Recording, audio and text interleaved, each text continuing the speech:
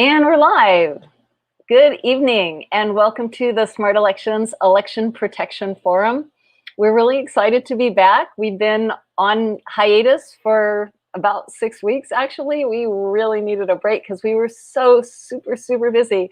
And I want to catch you up with all of the pretty amazing things that we've been up to. So I'm really excited to see you tonight and to reconnect with everybody. And I'm going to just look in the comments and see, can you hear me? Just go ahead and type like, hey, yeah, we can hear you, if you can hear me, or gee, no, you're somehow silent. So I would just love to know that we're broadcasting and this is going okay. We have had episodes where we thought we were broadcasting and we were not. So just looking for some confirmation that we are not completely in a void.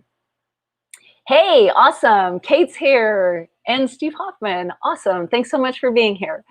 So I want to catch you up on what we were doing while we were on hiatus from the forum. One of the main things that we're doing is that we are starting a sister organization called Smart Legislation. And that organization is advocating for some really important election security protections here in New York State, and we are hoping to roll those out across the country as templates in the same way sometimes that the Republicans often create legislation and roll it out state to state. We can do that too. So we're really excited because a really very strong piece of election security legislation passed the New York Senate.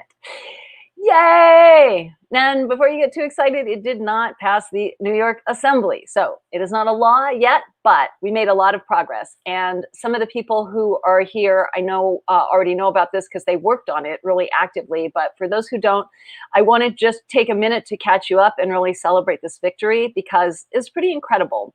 So I'm going to show you the actual legislation because I'm a geek like that. And we're just going to start hard geek. Geek out. This is the legislation. This was in New York S309A and A1115A, and it was called the Hybrid Ban Bill. And this bill was written to specifically protect against voting machines that were designed in a way that the paper ballot or the summary card actually went back under the print head after the voter cast their ballot. And this is a problem that is in voting machines that are in use across the country, some here in New York State. And security experts are really worried about these machines. Many of them are called hybrid voting machines because they combine different functions. They combine a ballot marking device and a scanner tabulator in one machine. So they call it a hybrid. Many of you have heard me talk about this over and over again. We crafted or helped craft a piece of legislation that had protections against this. And these are some of the strongest protections in the country in terms of things that have actually passed a legislative body. And so I'll just scan down this document. This is the actual piece of legislation. And I'm going to actually mute that. That's going to just drive me crazy. And mute that. And make sure that you guys are seeing this legislation. Great. So here is the specific line that was designed to protect us against this ability of a voting machine to potentially, if the ballot or summary card is passed under the print head, there is the potential there that the machine could be hacked to actually put votes, additional votes on your ballot, or if it was, malfunctioning. And we never want that. And so here we said that the voting machine must be constructed so the configuration or functionality of a voting machine or system does not include the ballot marking and tabulating within the same physical device. That's even stronger. It literally says you can't combine a ballot marking device and a scanner. And that's something that was being, that's one of the design flaws. And then it says even more specifically, you can't design that voting machine so that after the paper ballot is cast by the voter, the voting machine or system, or the voting machine must be constructed so that the system never passes the cast ballot under a printer that can print votes onto the ballot, including as a result of unauthorized, malicious, or faulty software or firmware. And in addition, This legislation also banned barcodes or QR codes, matrix codes. It also mandated that the ballots had to be able to be counted by hand or with an optical scanner. So that basically gets rid of DREs, direct record electronic, where the computer counts the votes without ever printing out a ballot. And it had some other really good provisions in it. We did not get everything we wanted, but this is a pretty strong bill. And as I said, it passed the New York Senate. So we're excited about that. And we are going to go back. Smart legislation is getting organized, and we're going to go back to the New York legislature in the next session. We've already planted the seeds. We've already had meetings with one legislator to reintroduce this and make it even stronger and make sure that it gets through this time, both houses. And so we're excited about that. And before we go on to things that we're frustrated about, it's really important to count our victories. We even got some press. That particular piece of legislation was featured in the Daily News, which is pretty exciting. It's actually hard to get the press to cover these kind of like really wonky types of bills. They're usually more interested in voter rights bills, voter suppression legislation, things like that. But we did get a little write-up covering this bill in the Daily News. And I think hopefully you're seeing my screen now. Let's just, yeah, there you go. So this was an article that covered one other bill, but included at the end a soundbite from Susan Lerner, who is the executive director of Common Cause New York, who was a strong supporter of this bill. Thanks very much to Susan Lerner. Shout out to her for her advocacy and tremendous leadership. And she said here in the Daily News article, we know that these machines really are not secure. And in the current confused atmosphere around our elections, we need to be sure that the election technology, which is used here in New York State, is up to the very highest standards. And then it goes on to say the hybrid ban bill was passed by the Senate Wednesday. But its fate in the Assembly remained unclear. Well, it wasn't unclear for too long. Eventually, it was clear that they were not going to pass our bill. But we made a good start there, and we're very proud. There's a really strong coalition here in New York that's working on election security now. We meet on Fridays at noon, and if you're in New York and want to join us, I really encourage you to do that. Go to our website, smartelections.us, and there, if you scroll down to the bottom there, you will see the information about how to join us on Fridays. And I would just put our website up. That is smartelections.us. And if you want to send us comments or input, we love to hear from you. Anything that you want, input, things that you want changed, things you're not happy with, things that you love about the forum. We love to get testimonials. Go ahead and shoot those to us at contact@smartelections.us. And we have a really great guest this evening, Paperboy Prince, who is the mayoral candidate in the New York City race, is going to be with us very shortly. And I can see he's arrived. And thank you so much for joining us. We'll give you a little intro, and we're going to set up why we're talking to Paperboy because it's really serious what's happening here in New York, and we're really excited that he's going to talk to us about it. He's actually been two separate races. He ran for Congress against Nydia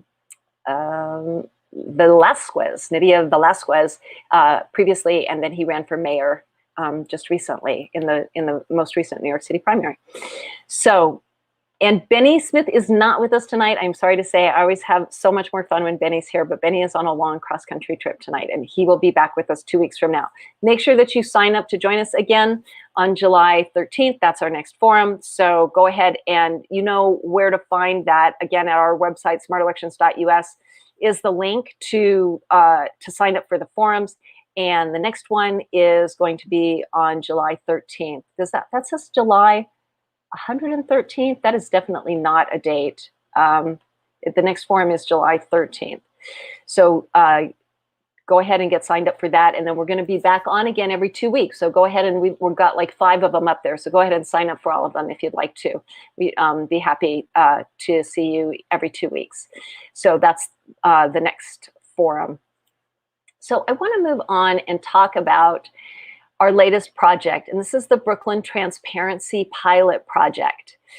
And what our goal here was to compare in one city council district in Brooklyn, the number of voters who voted with the number of ballots that were scanned. This is just a very common comparison. It's a reconciliation that should always come up equal. You should always have the same number of voters who vote as ballots that get scanned or ballots that get cast and counted. Sometimes those ballots might be affidavit ballots or absentee ballots, but you always want the number of voters to equal the number of ballots. And so we wanted to do a check. This is to see if we could actually prove that in one city council race. This was a small pilot project. This is the second time that we've done this.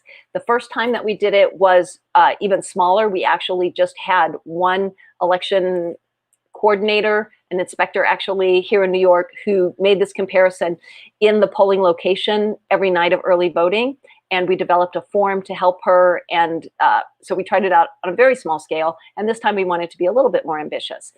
And what we found pretty quickly was that in some cases, the number of ballots did not match the number of voters. And when we tried to get more information about that, what we found was that our project was basically shut down by the New York City Board of Elections. So this is a transparency project.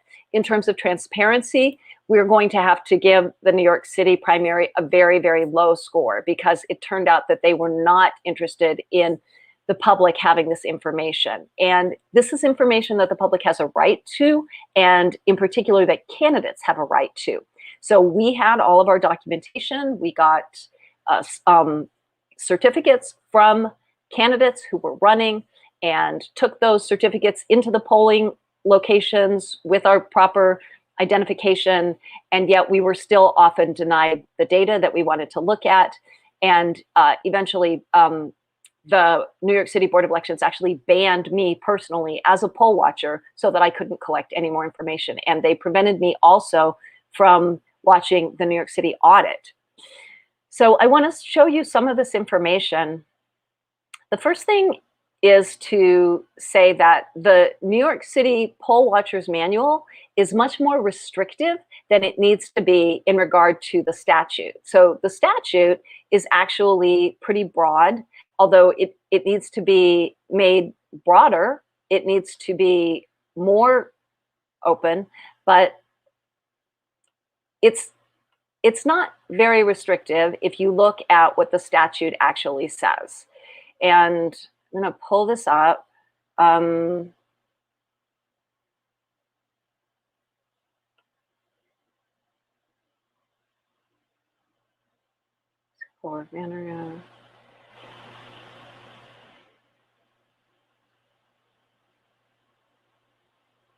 This is the statute 8-500 in New York.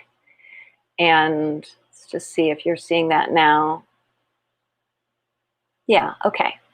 So the statute really is pretty basic, and it says that at any general, special town, or village election, any party committee, any independent body whose candidates are on the ballot, and any political committee may have for each election district 3 watchers at any one time, not more than one of whom may be within the guardrail. So basically that's like 3 poll watchers per location. And it just, says that these poll watchers need to have a certificate. The appointment of watchers for any election shall be by a certificate in writing. And it says that you have to be a qualified voter. And that's really all it says. But then when you get into the actual manual from the New York City Board of Elections, it becomes much more restrictive. And the manual says that you have to have one certificate for every single election district. Well, at an early voting site, they sometimes combine 35 to 50 election districts. So I'll show you an election district, like just one of the locations that we went to had 35 election districts in it. And because of that, they eventually forced us to bring 35 separate pieces of paper to the location in order to, in order to actually show us the data that we were looking for, which is, it's not impossible, but it's burdensome. It's not necessary. And so here you can see if that's coming out. Yeah, initially we wrote all of the election districts down the side of the certificate, and then that wasn't sufficient. So then we actually printed out a separate certificate for each location. And then even when we did that, this location actually let us get the data that we wanted. But then there were other locations where even when we came with the proper documentation, they still would not let us view all of the totals that were in. We wanted to look at the voters who signed into the electronic poll books, and we wanted to compare those to the scanners. We were not allowed to look at that information. And the Brooklyn chief clerk, this is a New York City employee who makes $130,000 a year, felt that it was worth his time and the deputy clerk to come in person to a small high school, Erasmus High School, a polling location, and make sure that our poll watchers who were, part of our transparency project could not get the data that we wanted. In the middle of a busy New York City primary, he felt it was important to stop our project. So we don't exactly know why they were so reluctant to share this data with us, but it's not transparent. The public and the candidates have a right to this information. So I want to show you what it started to look like when we did get this information. So at one location, this was a relatively normal location. I want to show you PS 68 first. I think, let's see.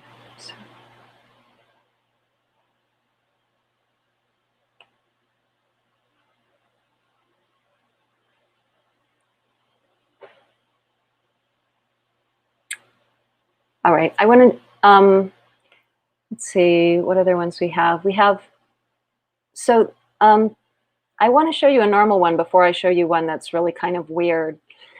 So just give me 1 second, and I'm going to pull up these for you.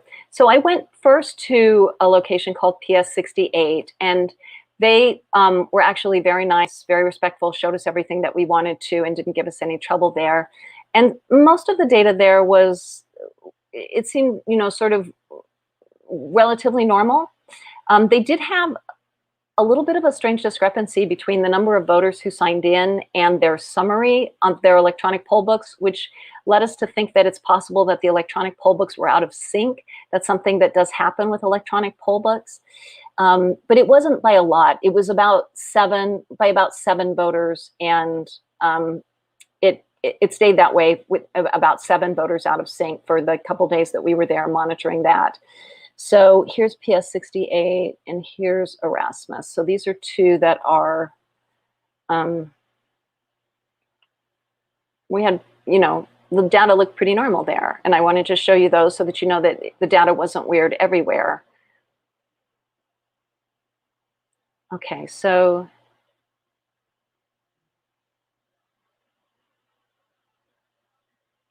let me just blow this up a little bit. So I think that's going to help you to see it, kind of see what we were doing. Okay, so this is the form that we created to try to compare the number of voters who voted with the number of cast ballots. And on the top, we went to each table with an electronic poll book, and we just wrote down the numbers, how many voters had logged in, and then we added those up. And you can see there it was 408 voters that day. This was at the end of the day. And then this is what I was talking about, where the poll books seem to be a little bit out of sync. There's another iPad that's just the summary of all of those electronic poll books, and it should actually be the same number as when you add up each table. But it was actually a little bit higher. It was 415. So we thought that the poll books were probably a little bit out of sync. That's not good, because you need to know how many voters actually logged in order to accurately compare them to the number of ballots. But we went ahead and compared them to the number of ballots. And in this particular location, it was relatively close on the 2 different days that we compared it. You can see on one day it was 412 ballots and it was 415 voters. And on another day, it was 572 ballots and 577 voters. So it was, relatively close. And one of the things that was most important is that there were less ballots than voters. That's always important. You don't want more ballots than voters because it doesn't make any sense. Where would the ballots come from? Sometimes there's less ballots than voters because not all voters complete the process, but you never want more ballots than voters.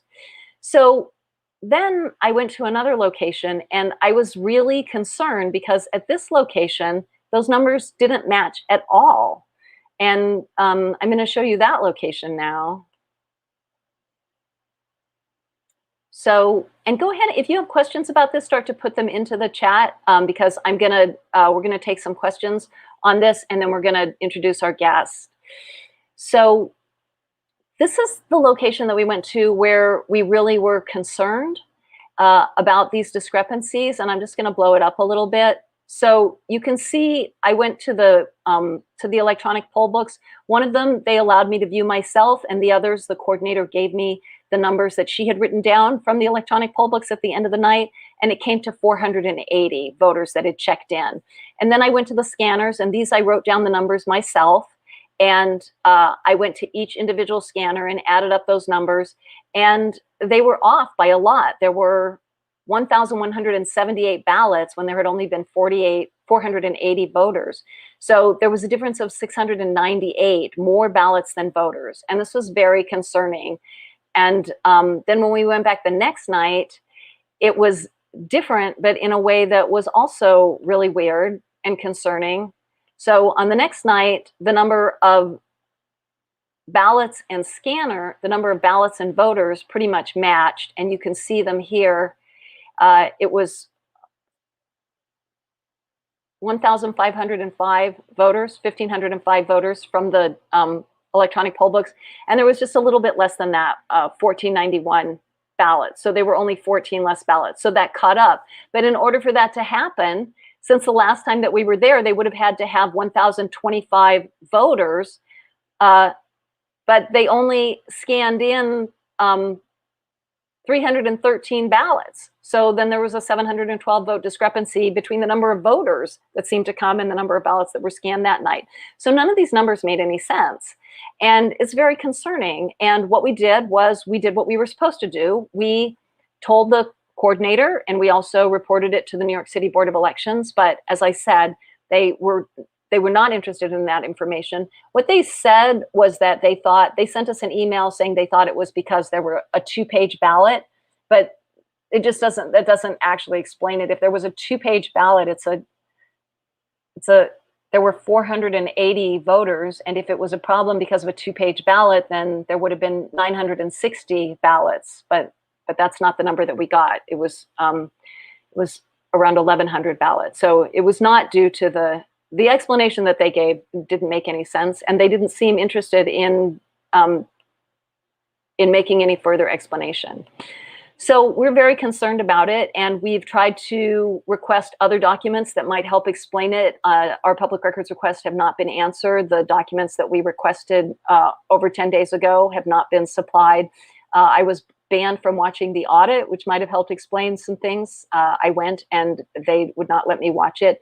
So we're considering a lawsuit at this point just to, make sure that the rights of poll workers, of poll watchers are respected. The public has a right to this information and candidates have a right to it as well. So I just want to see if we have any questions coming up.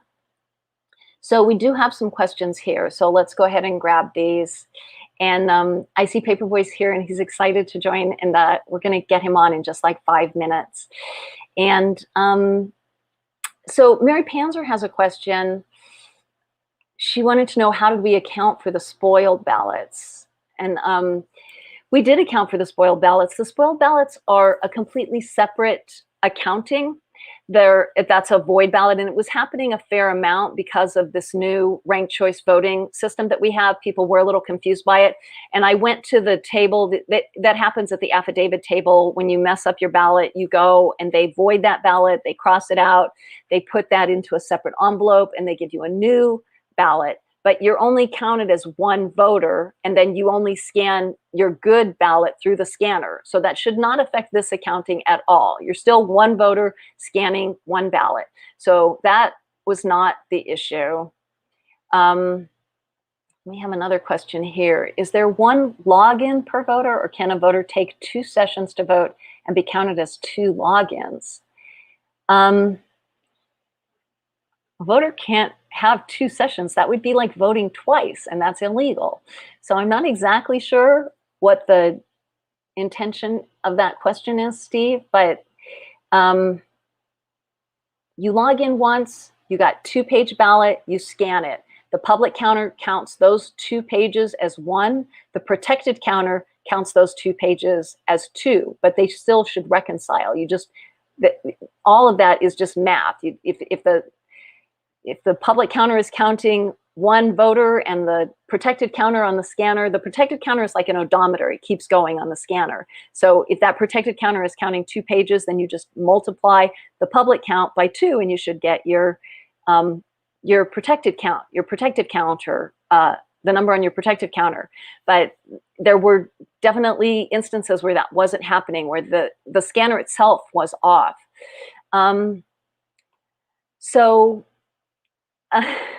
Why was I banned from watching the audit? I don't know. I don't know. They said that they banned me from being a poll watcher because I was hostile. I will say that as a poll watcher, I was met with a level of hostility and obstruction that I was unprepared for. I think in the future, I will be more prepared for it and just be ready to absorb that politely and patiently. But I was yelled at. I was shown the door by the police, I think on at least 2 occasions. When I had a certificate, I was called names. People refused to show us data that we were entitled to. I mean, it was really intense, and it was very hard to just be polite and patient, although I did my best. I did sometimes say loudly, we have a right to this data. We have a certificate. But I think the main reason, if you ask me, in my opinion, why I was banned from watching the audit, it is because the New York City Board of Elections does not want people watching the audit. And one of the things we found out, because we had somebody, a contact inside the audit, was that they are actually doing the audits with machines now. They used to, in New York, do the 3% audit by hand. But here in New York, I don't think that's happening anymore, because they unwrapped this strange machine and they looked like they were doing the audit with a machine. And my friend actually sent me this kind of shaky, blurred picture of this machine, an unknown machine that is doing the audit now. So it's not even being done by hand. Could seriously more ballots than voters mean ballot stuffing? It could, of course it could. And it's not necessarily what it means. It could mean any number of things. But yes, there is actually a lawsuit moving forward in New York that actually accuses this district, this assembly district, of ballot stuffing. One of the candidates went back to the polls at the close of polls and felt that what he witnessed was poll workers just feeding a bunch of ballots into the scanner that there was no reason for, because the scanners hadn't broken down during the day. So there are accusations of ballot stuffing in this district, and we don't know if that's what this means. We just know that they didn't respond very well to us, asking about this information. So I want to get Paperboy on here. Paperboy, do you want to come back? I see that your video's not up anymore, so I'm just going to keep taking questions until you come back. There, okay. And I want to get you on here and talk to you about your experience and what your ideas are about what's going on with the New York City Board of Elections and what it was like for you to be a candidate. So let's give a warm welcome here to Paperboy Prince. Thank you so much for joining us. It's really wonderful to have you here. Paper, yeah. It's our time. One love. I'm happy to be here. I'm ecstatic to be here. Okay. Can you hear me well? We can hear you and we can see you, and you look fabulous as always. So it's great to have you here with us. Thank you for joining us. Thank you for having me, and thanks for doing this work. I just had a busy day and then ended it off in some of our beaches here in New York. And while I was there, folks were talking to me about the elections and the voting and everything going on with that. And there's so many people who are excited um, to have a change in our community, and that hinges on us having safe, fair, and transparent elections. And so I'm super excited to one, find out more about this, two, fight for it and get more folks involved in this process. I know part of the issue is a lot of the folks that know that there's a problem with our elections, there's a problem with the board of the elections.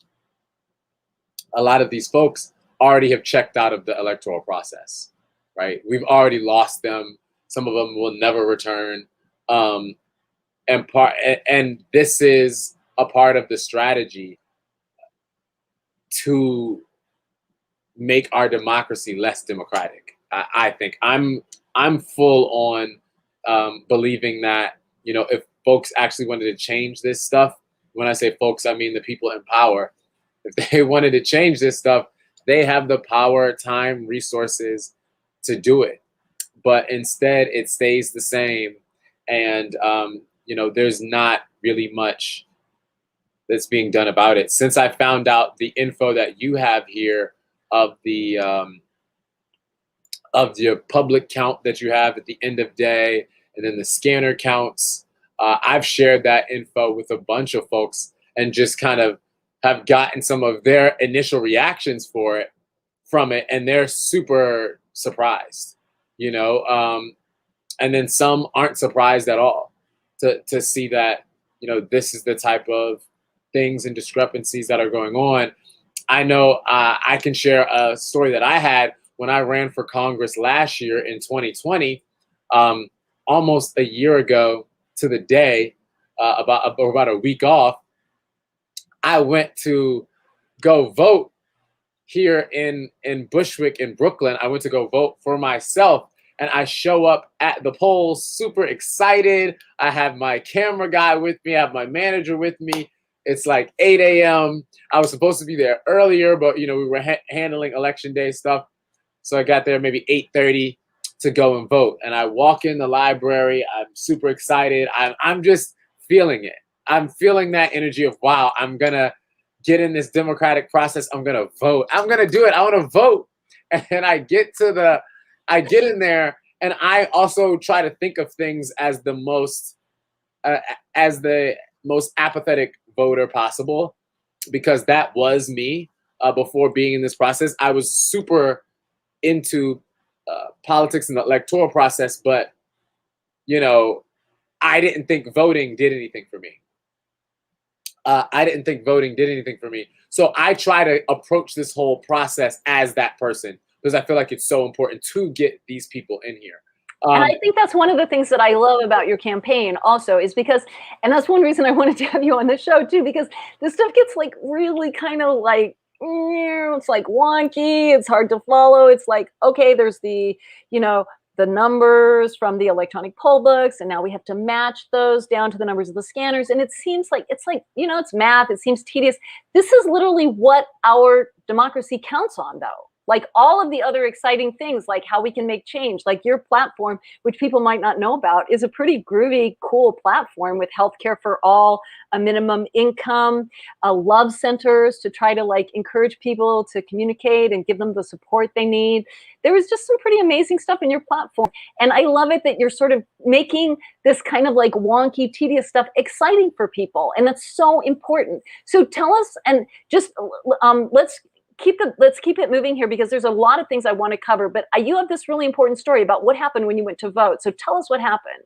Yes, definitely keep me on.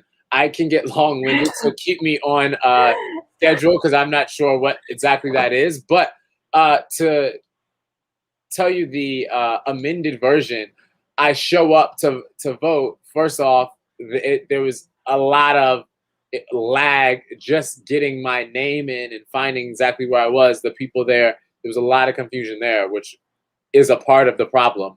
But then when I actually go to my specific table for my election district to vote, I get one page back, and I go into the booth, and it doesn't have my name on it. It doesn't have any of the options for Congress or some of our other local options. And I go back to them and I say, hey, I think you all, I think I missed the page, or I didn't get the right ballot because it doesn't have all of the options on it. The person said, no, no, no, no. Based on where you live, this is your ballot. And I told them, I look back and I'm like, no, I'm pretty sure it's not. And they tell me again, no, it is. See, this is and they point in the number. You know, here we have our like assembly district and election district numbers, I believe, above the tables where you get your ballot. So Yeah. no, see this number? It matches the one on this ballot. So that means this is your ballot. That's all you get. And I'm like, you know, I can't help but think of myself in my own identity. I'm like, oh, because I am this person, maybe I come off looking a little weird or out of the box. I'm also young. You know, maybe they don't think I know what I'm talking about, but I know. And at this point, I'm like, hey, I'm actually on the ballot. I'm running for Congress. I know for a fact I should be able to vote for a Congress member. And they told me, no, you need to call this number. If you have a problem with your ballot, you need to call this number. I'm like, you got to be kidding me. The lady says, come walk out with me, and I'll give you the number to call. They're like saying I'm causing a scene at this point. And at this point, I'm slowly because I've been told 4 times that I can't vote. So I'm in a voting place. So I am a little confused at this point. And as we walk out into the hallway, I look around and I'm like, I don't get it. And I tell my manager, I'm like, I don't get it. And I point to and then as I say that, I see on the wall the ballot that's missing, that has my name on it. That, like, it's an example version. I'm like, see, this is me. I tell the lady, this is the ballot that I'm talking about. I'm supposed to be on it. And her face just is like, and as that happens, somebody comes running from the back, like, oh, I found them with a stack full of ballots that, mind you, a bunch of people have voted there that day already that hadn't get it. That was also, they strategically do. I know this for a fact that incumbents often strategically try to target a candidate's and insurgent candidate's home base, voting base, because they figure that you'll be stronger there. So they definitely want to like knock that. Now, I don't have any strong reason to know that they did that on purpose, but the whole point of voting is having the ballots there. That seems like the thing that you want to get off. They didn't even have them.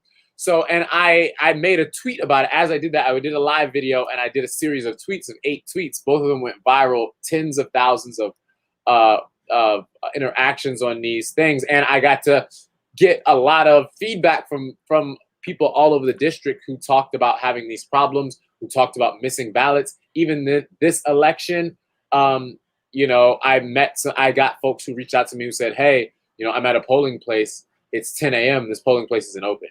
How many people didn't even come today? This is a place in North Brooklyn. So, right. And our candidate experienced that also, just the level of, I have to say, incompetence. We had to figure out a game plan for doing the poll watching. Even the day before early voting was to start, they didn't tell us the locations for early voting. They gave the candidate a list of 20 locations and they said, we haven't decided which ones are going to be open yet. It turned out there were 8 that were open out of that 20. And then even on the first day of early voting, he had supporters who told him that they went to 5 separate locations before they found one that was open. They went to 4 early voting locations that were closed before they found a place where they could vote. I mean, how many people just didn't vote at that point? Right. The average person just gives up and doesn't even do. The average person gives up before you even get there. And I'm so glad you brought in early voting because early voting is one of the banes of my existence. And I talk all the time about we need to have election days on weekends. We need to either have elections on weekends or to have national holiday elections. But, you know, early vote. And then when I say that, I said this in a thing with another candidate, Art Chang, and he said, yo, we have early voting. Early voting, you can vote on the weekend. And I said, early voting is one of the most confusing things about voting. When I talk to people about early voting, most folks don't know that anyone can early vote. If you're registered to vote, you can early vote. And then what you said, Lulu, is so true.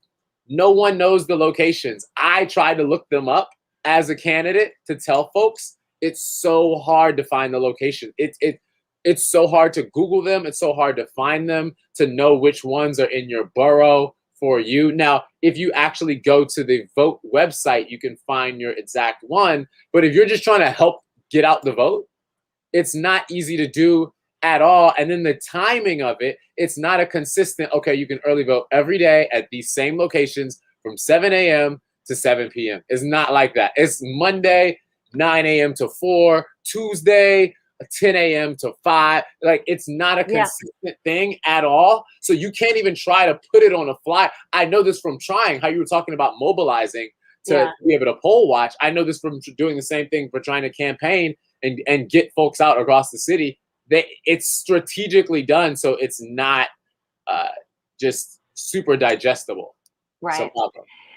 Yeah, and this is just an ongoing issue. For people who aren't familiar with New York City elections, New York City elections have had problems for years. And I did put that link into the chat, and I want to just go ahead and share that just for a moment so that people can realize this is something that has been going on for decades, literally. And as Paperboy said, if they wanted to remedy these issues, they would remedy these issues because they've been going on for so long. But this is really part of what's really a crony system where the political parties control who works as a poll worker. They control all of the election officials. This is from 2016, despite years of blowback. Board of Elections fails to change its ways. This article was after the Board of Elections purged, I've heard just different estimates. I've heard over 200,000 voters in Brooklyn were purged from the rolls illegally. And there were so many other problems over the years that were just cited in this article. In 2010, when the board failed to mail thousands of overseas military ballots, they're just like year after year, they chronicle it. In 2013, the city's Department of Investigation released a scathing 72-page report detailing problems that occurred during that year's primary. The report cited issues of nepotism, extensive problems with poll worker training, and details about how the board is supposed to cancel voters from the rolls. So this is just ongoing. This is long-term systemic corruption / incompetence. And one of the things that we find over and over again when we look at election problems is that it is very hard to discern corruption from incompetence. Sometimes incompetence is masking corruption. Sometimes incompetence and corruption go hand in hand. And, you know, it isn't always clear what's happening. And so that's why we started this transparency pilot, because the whole point of the transparency pilot is let's get into the details. Let's get down into the nitty-gritty and let's just start looking at basics, like do the number of voters match the number of ballots that got scanned and counted at that location. That's basic. We should be able to say that at every location. And in fact, we could not. And so starting from there, we want to build this from the ground up. We would like to roll this program out across the entire state by November in counties across the state. And then eventually we want to roll it out across the country because this is how we're going to find out what's going on in our elections. People like all of you who are watching, you are going to be the ones who get involved with your local boards of elections and start just untangling this thread by thread by thread. We have to follow the data, figure out where it doesn't make sense, continue to press for answers. Don't be deterred just because they're saying things like, you know, like you dress weird, or just, you know, just because they're saying things to us like you were hostile in the polling place, like you weren't polite enough. We have a right to this data and we are going to pursue it. So I want to play one of your videos because I think it's really cool. I wanted to play the futuristic schools one. So yes. Let's do that please. so people can get a sense of just kind of your messaging. I think it's very cool. I really did what you're doing. Can I say a quick preview about that too? Yeah. So that is one of the songs that is a part of our platform for the city, and it's about bringing schools into the future and making them much more bottom up education instead of top down. And then it features my 13-year-old campaign manager, which a big part, I think, of voter suppression is that we don't get the youth involved until it's too late. We don't get them involved. All right, we throw them to the wolves when they're 18 and say, okay, now you vote. But we should be preparing them. So he voted in this last election. He's 13, but his parents allowed him to choose and vote. And I encourage more parents to have their kids voting with them in the booth every election until we can get kids to be able to vote younger. I think we should even do some type of youth vote. So our kids are thinking about this young, but very yes. cool. Okay, so here we go.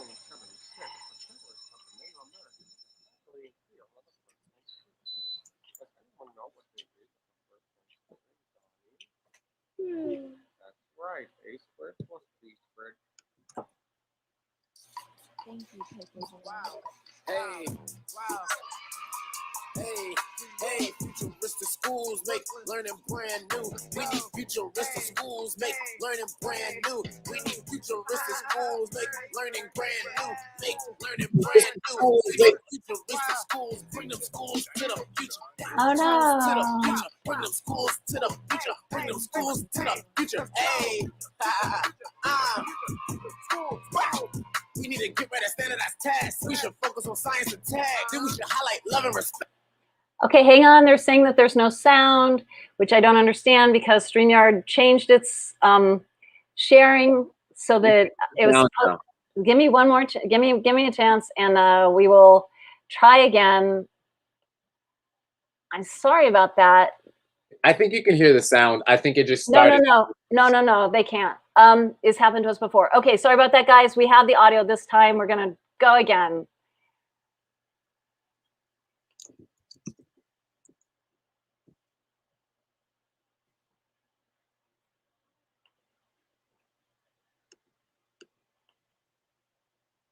In 1976, the settlers taught the Native Americans to factory and field on the first Thanksgiving.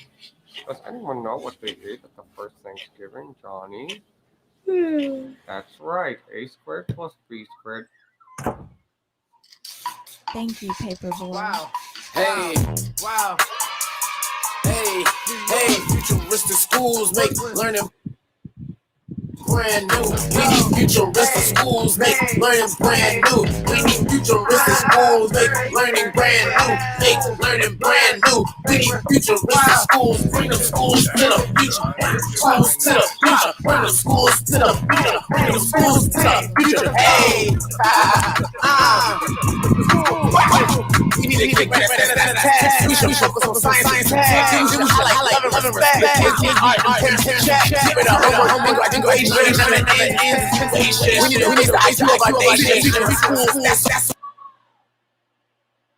sophisticated. One generation, some corporations, history class, colonization. We'll learn without limitation.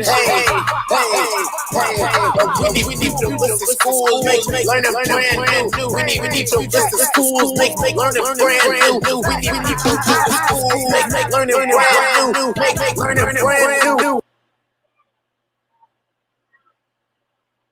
We need futuristic schools, bring the schools to the future. Schools to the future, bring the schools to the future. Schools to the future, hey, favorite.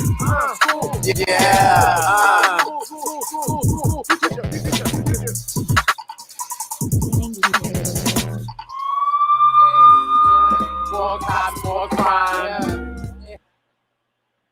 Cool. So that just gives you a little bit of flavor of Paperboy and his music, and it was very exciting. Thank you so much. And let's put your website up. I think we have a banner for your website so that people can go and check you out. Yes. It's paperboyprints.com. Paperboyprints.com. And Great. I was telling you on the phone when we spoke, after my election and after so many in 2020, and after hearing so many stories of folks, the problems that they had, and just getting the experience firsthand, I got to speak with more voters than I ever had in my life, and just going directly to talking about voting and politics and stuff like that. And I got a real sense of what is making folks not want to show up. And then I told you afterwards, I felt so cheated that I wrote a song called "They Cheated in the Election," where a lot of the stuff that we're talking about, I tried to fit a lot of the facts, the data, even the Board of Elections being found guilty, the Brooklyn Board of Elections, of purging those voters from the voter rolls. I tried to stuff all of this into a rap song called "They Cheated in the Election."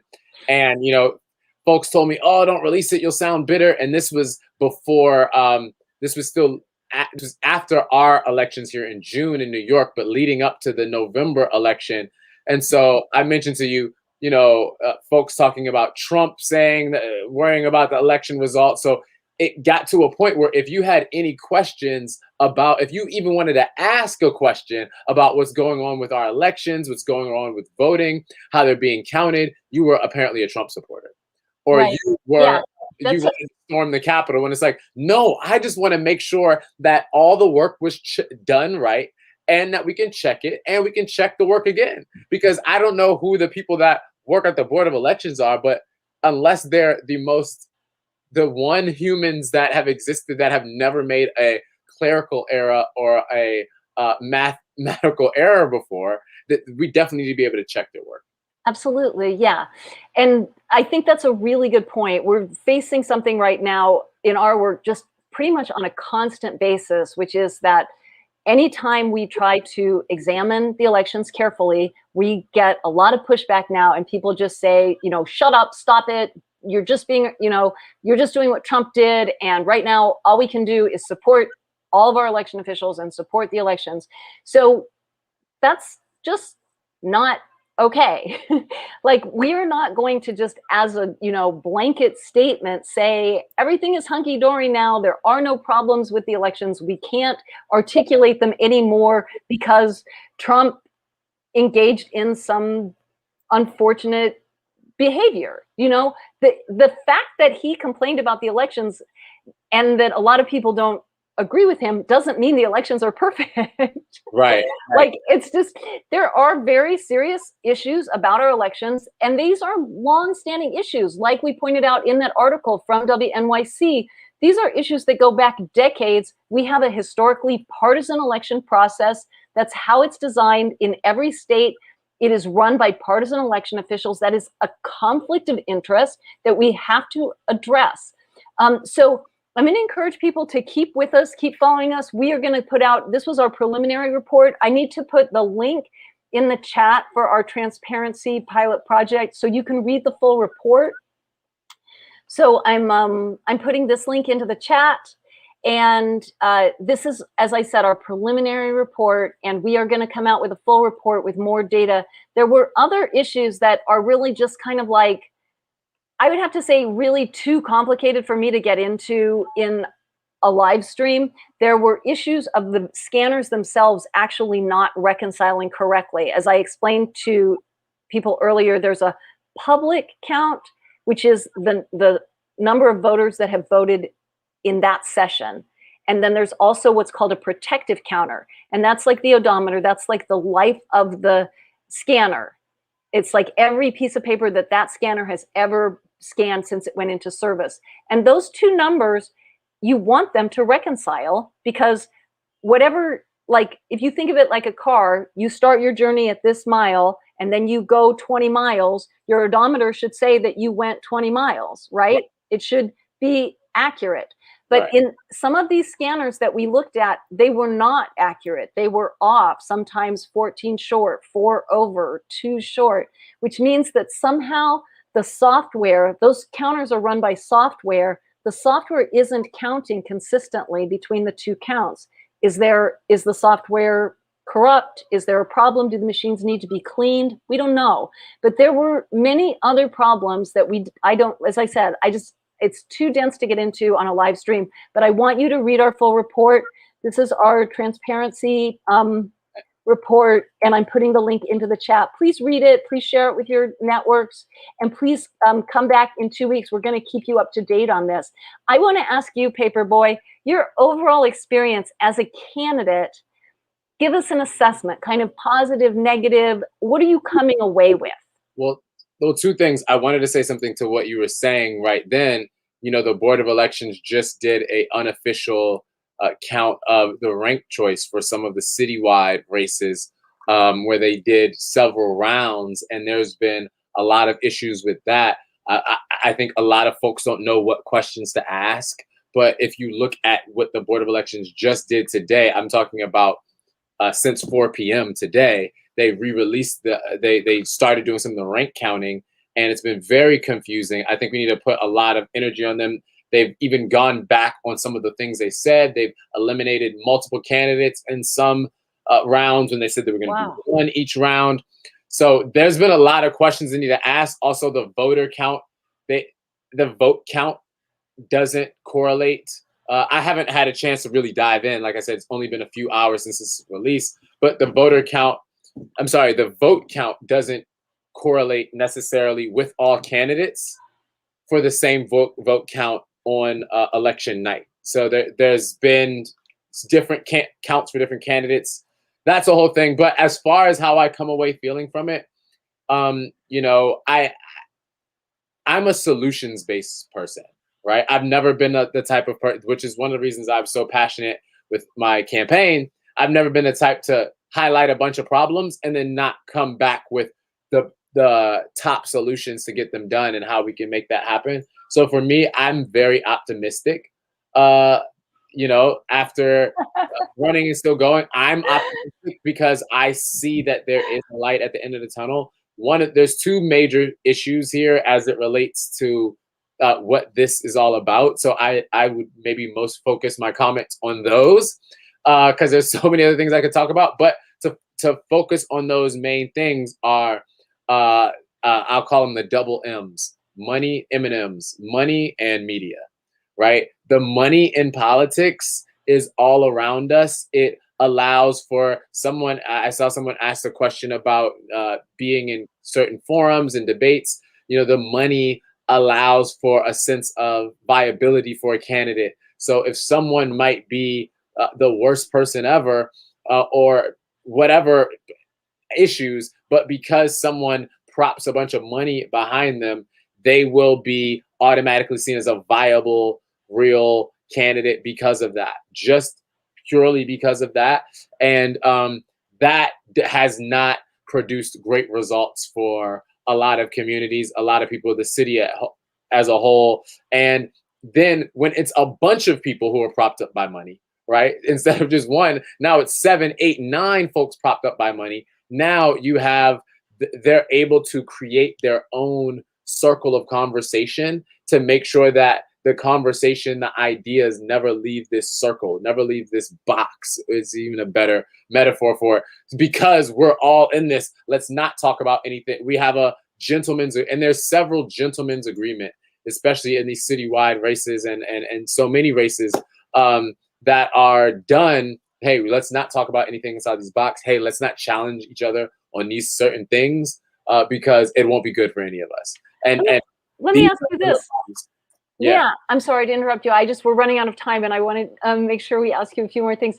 How did the public financing work for you? New York City has 1 to 8 matching funds, I believe, if the fund is under 250 and in your district. Are those the limitations? Yes. So matching funds for me, for something like city council, for a person like myself who has like a platform and all of these things, would have been more reasonable. Where you need to get about 75 for city council. It's 75 donors inside of your district of $10 or more, and then I think you need $5,000 raised total, and then they start that 8-to-1 starts to kick in and go on. But for mayor, you need to have 1,000 donors of $10 or more inside the city, and then a $250,000 minimum threshold in that short period of time. So for me, I think it's a great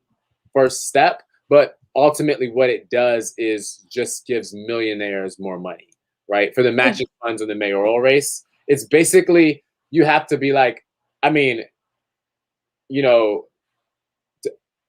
I don't know many folks that are just everyday New Yorkers that can raise $250,000 in 6 months in a specific way, because, you know, it's for someone to be able to donate to a political campaign in the city, you have to put your name, address, you have to put your employer and your employer's address and contact info, which for a lot of folks that are even supporters of me, that is too much info that they even want to share.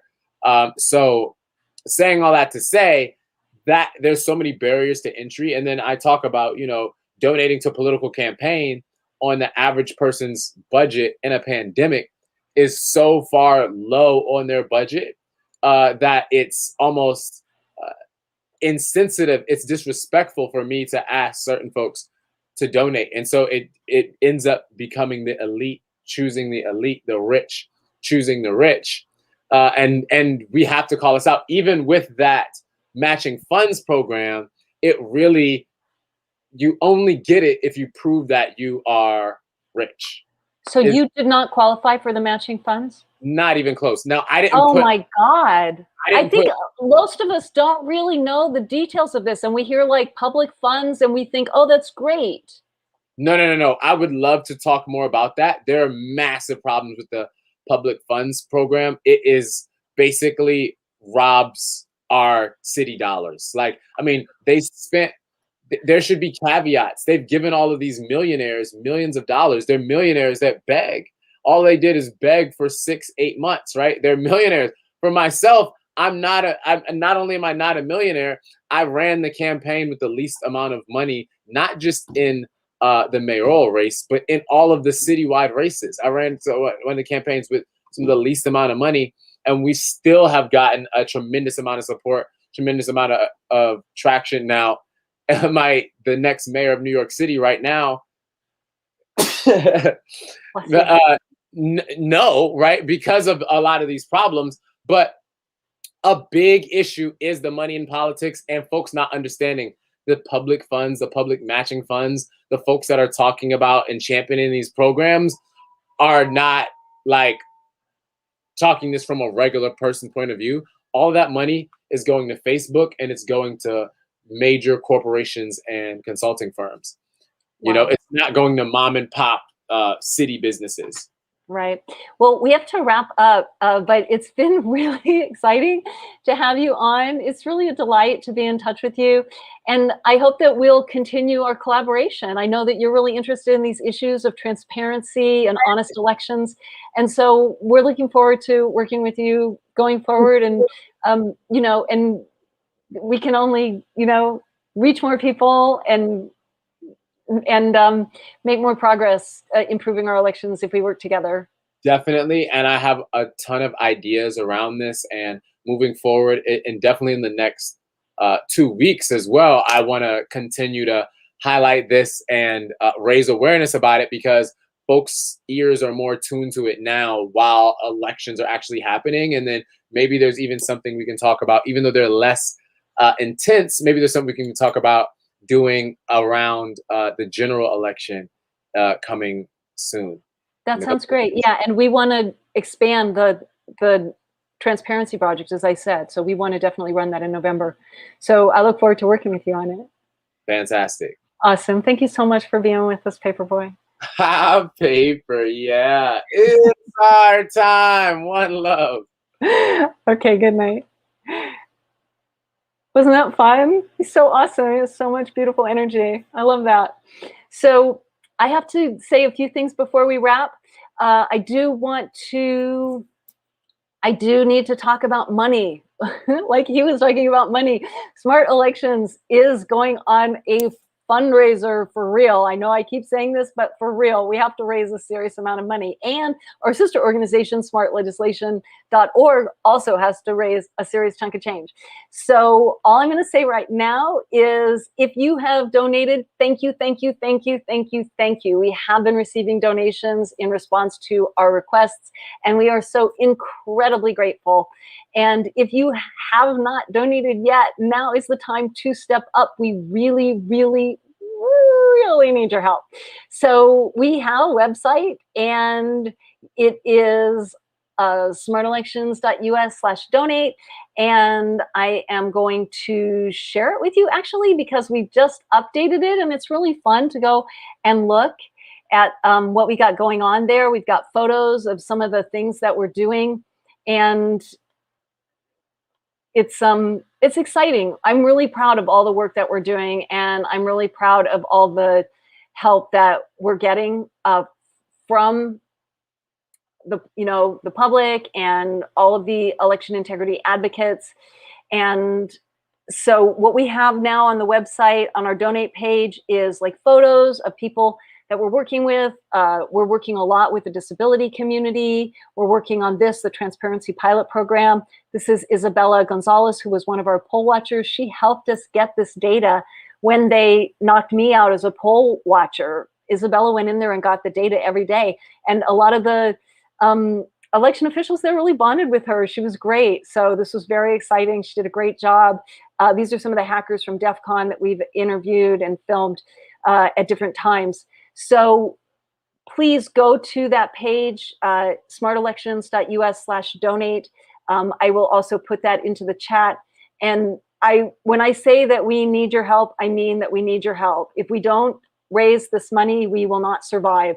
So if you like what we're doing and you want us to keep doing it, then please make a donation and spread the word. Tell your friends, tell your colleagues. Maybe you don't have a ton of money, but maybe you know somebody who has a trust fund, and just shoot them an email and say, hey, this group is doing really unique, relevant, and important work, and they really need your support.